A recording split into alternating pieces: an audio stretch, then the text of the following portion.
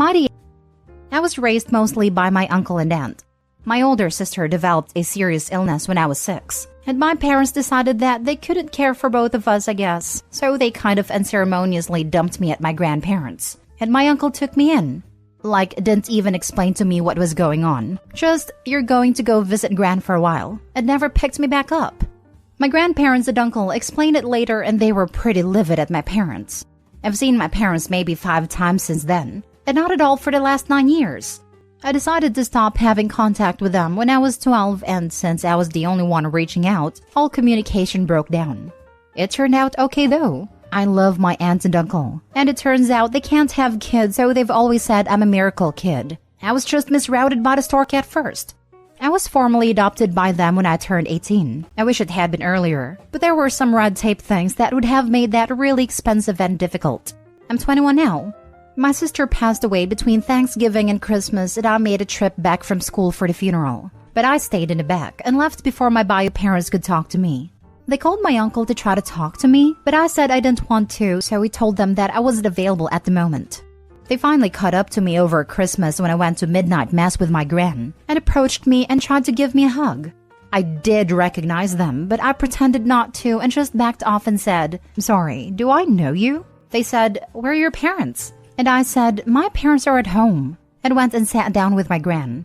They sat behind us and I could just feel the stare. And on the way out, they were like, "You really don't recognize us?" And I said, "Oh, are you my dad's brother? I think I remember you from when I was little." My gran thinks they deserve it trying to come back to me like nothing happened, but they wrote me a long letter about how hurt they are, and how I should understand that they were trying to do the right thing, and how they'll always be my parents and I can't change that. Other family members think I was too harsh as they are grieving, but I don't think they should get a pass, just because they remembered me now that my sister is gone. Now for the top comments. Not the a-hole. "Are you my dad's brother?" was pure class. And it's technically correct with the adoption. Not the a-hole. And I said, "Oh, are you my dad's brother? I think I remember you from when I was little." This was petty AF, but so much deserved, and I'm applauding you all the way for it. I'm glad that you ended up with parents who love and cherish you. Also, you were adopted, so they aren't your parents. Notice how in their letter they only focused on themselves, how hurt they were. Then, they had the audacity to tell you how you should be and feel. These people are garbage, and deserve to know and be told repeatedly that they're garbage. Not the a-hole. Rinse and repeat. They left behind a 6-year-old they never intended to continue raising. I can't imagine how much therapy Opie needed to get to the point he's at now. Not the a-hole. They'll always be my parents and I can't change that. But they could change that, and they did. They didn't act as parents for 15 years. The number of times that you saw them in that period can be counted on your fingers. There's no relationship there to salvage. Relationships are built in trust, and they broke that well and truly. Not the a-hole. You're my freaking hero. Most people would freeze in the moment, especially when already preoccupied with grief and sadness, and only think of the perfect line minutes, hours, or days later. But not you. You're a legend among us mortals. I'm so very, very sorry for the traumatic and heartbreaking experiences you went through. But somehow that path still led you to greatness. No pressure, Opie, but I think you're going to save the world one day. Good on your parents for making it official. Otherwise, I would toss out the idea of adopting you myself. Next story. Would I be the a-hole for refusing a large cash gift on behalf of my children? My 2 kids are 15 female and 13 female. My dad very unceremoniously left our family when I turned 20. He wasn't a bad guy necessarily. To him, he fulfilled his obligation to raise me to adulthood, and wanted to cut ties and live his own life because he became a father very young. In the 25 years since he left, he lived his dream with lots of travel. I know it shouldn't have affected me as much as it did, since I was an adult, but it devastated my mom. And he promised he'd keep in touch with all of us, but never did. Since then, I've only spoken to him 4 or 5 times, and I haven't met him since. My mom has never spoken to him again. This was all in his end, though we tried to no avail. When I had kids of my own, we didn't pretend I didn't have a dad or he passed or anything like that. I was always forthright and told my daughters that he decided not to be a dad anymore, and it hurt Grandma and me deeply. If my kids had any questions, I told them the truth with how it affected us, but also menial things like how he was, who he was, and so on. My kids have a generally negative view of him, and they came to their own conclusions given all the facts with no hyperbole or sugarcoating. He emailed me to talk on the phone last week, and he told me he's dying with stage 4 lung cancer. We talked a bit about him leaving, and he said he doesn't regret his decision because his life was taken from him. He said he respects that I turned into a well-adjusted adult, and he's proud that I've gotten so far even without him, but that he doesn't love me and has no intention of seeing me before he goes.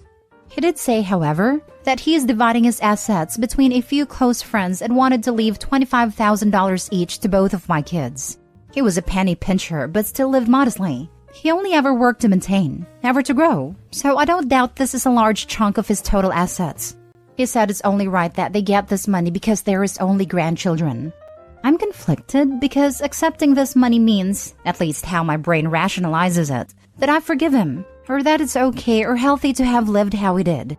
I don't want my kids to get a lump sum and suddenly have a change of heart about him. I'm thinking of refusing the money on their behalf because it sets a bad example. My wife stands by my decision. But would I be the a-hole to my kids for taking this choice for them? They don't know about it, and my plan is to keep them in the dark about it, possibly forever. You would be the a-hole. I don't want my kids to have a change of heart about him. You said it yourself. You want to preserve your kids' negative opinion of him. That's very selfish of you. You want to ensure he dies without ever having done one single nice thing for your kids. Out of spite, you're going to punish your kids because of being mad at your father. And if your kids ever find out, you're the only one they'll be mad at. Sounds like a bad idea to me. Also, taking someone's money doesn't mean forgiving them. He didn't ask for forgiveness, and you're not giving it. He is just a dying man who is putting his affairs in order, and your kids can benefit. The kicker is Opie's tentative plan to never ever tell his kids about the decision he's making on their behalf. He wants to feel completely in control of his father's forgiveness, but he's too much of a coward to let his kids decide whether to forgive him. Pretty shameless in my opinion. This is an excellent point. He's all brutal honesty about someone else's actions, yet he doesn't want his kids to know what he does. Imagine these kids years from now, finding out they could have an extra $25,000 plus accrued interest to help them with college or trade school, and here their dad is thinking selfishly. Because they will find out. People always find out. If Opie is well-to-do enough that $25,000 is a day's worth of interest, sure. Opie can't deny that because the benefit to the kids would be negligible. If, however, $25,000 is the difference between them needing to take out student loans or having a down payment for a house, Opie would be a massive a-hole for denying his kids this opportunity out of spite. I don't think I'd be able to forgive my father for sabotaging my future for his ego and pride. Next story. Am I the a-hole for not inviting my sister on my trip to Disney World? I, female 33, am planning a trip to Disney World with my 9-year-old daughter. As a single mom, I've saved for this trip for years. My daughter adores all things Disney and want to give her at least one vacation that she can remember fondly. I scrimped and saved for this, and it's a long time coming, but the look on her face when I told her we're going to Disney made it worth it. My sister, female 28, and I were close before I had my daughter. My sister is aggressively child-free, to the point where she wouldn't even watch my daughter so I could shower because I have no obligation to provide free babysitting, which has caused a strain in our relationship. Even little things like Christmas gifts / birthday presents she refuses to do, since she, my spawn, isn't her responsibility. Her words, not mine. I even had to take my daughter with me to the ER back in 2020. Because my sister refused to watch my daughter when my appendix ruptured and I had exhausted all other options. I've been distancing myself from my sister since, but somehow she caught wind of the Disney trip. My sister is a self-proclaimed Disney addict. Ever since she started working a real job, she's been going on expensive trips to the parks. I even think she's an annual pass holder despite living in Chicago. Regardless, ever since she heard about the trip, she's been asking to go, saying that it'll be a fun bonding experience for all us girls. I've been telling her no because she hates my daughter, and I don't want her to ruin the trip. My mom thinks this is my sister trying to extend an olive branch and I should take it, but I don't know. Am I the a-hole for not inviting my sister on this trip? Now for the top comments.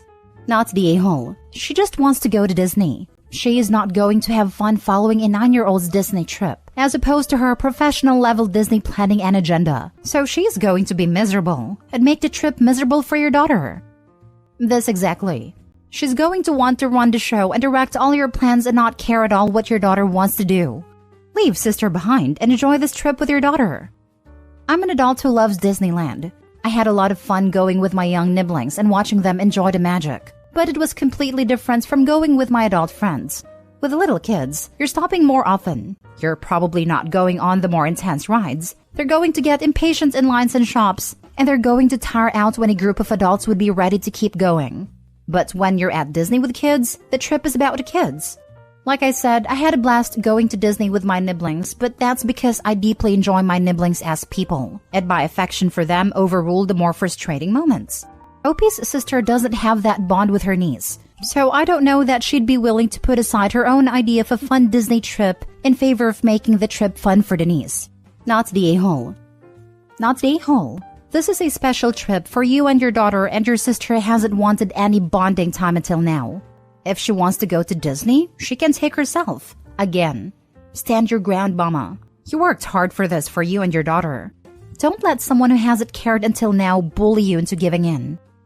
Likewise, if sister really wants to bond and make changes, she can do it locally, not on your special trip.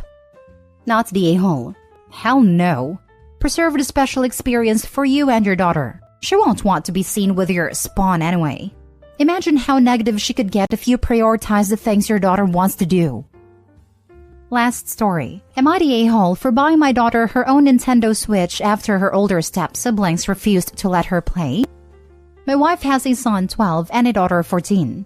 They're not biologically my kids. Our daughter, 7, is, however. For Christmas, we bought them the Switch.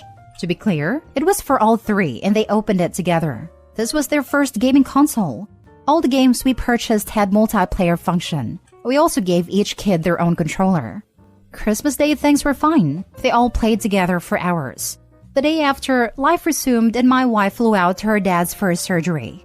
As I went to work each day, both older kids were to keep an eye out for the youngest during the remainder of Christmas break. I'd come home from work to find the two playing, while the youngest sat quietly, obviously upset though. I'd ask why is the youngest playing as well? I would get responses like, in a minute, or this level is too hard for her. Most of the time, they'd give me a bunch of hot air without a definite reason. Then one evening, a huge fight broke out after the two paused the game and walked away. The youngest determined it was finally her turn, but when they found her, all hell broke loose. I took the console away, and the next day I told them they could have it back when they agreed to let their sister play. Several days later, I come home and find the youngest in her room crying. They made her do all their chores. In return, she would be given 15 minutes to play the game. Only, they didn't hold up their end of the deal after she completed the chores. I discovered this wasn't an isolated incident. They have been bossing her around every day and using the console to manipulate her. I was livid. This was a gift intended for everyone. She shouldn't have to earn her time to play and then be given a ridiculous time restraint. I took the console away completely but realized later this wasn't fair for the youngest who did nothing wrong. So I decided to buy her a system instead, just for her. I saw this being the only fix to eliminate the problem. The older kids got their system back, and I explained their sister now has her own. Everyone seemed fine. Things, in my opinion, worked out great. That was until my wife returned home. The older kids told her how I've shown obvious favoritism for the youngest. They don't think it's fair the younger gets to have a console to herself and in her bedroom. Their console has been in the living room since Christmas morning. They argued they should each have their own console so they can have them in their separate rooms too. To be clear, the youngest needs her system in her room, or it would defeat the purpose of buying another since the other kids use the living room TV.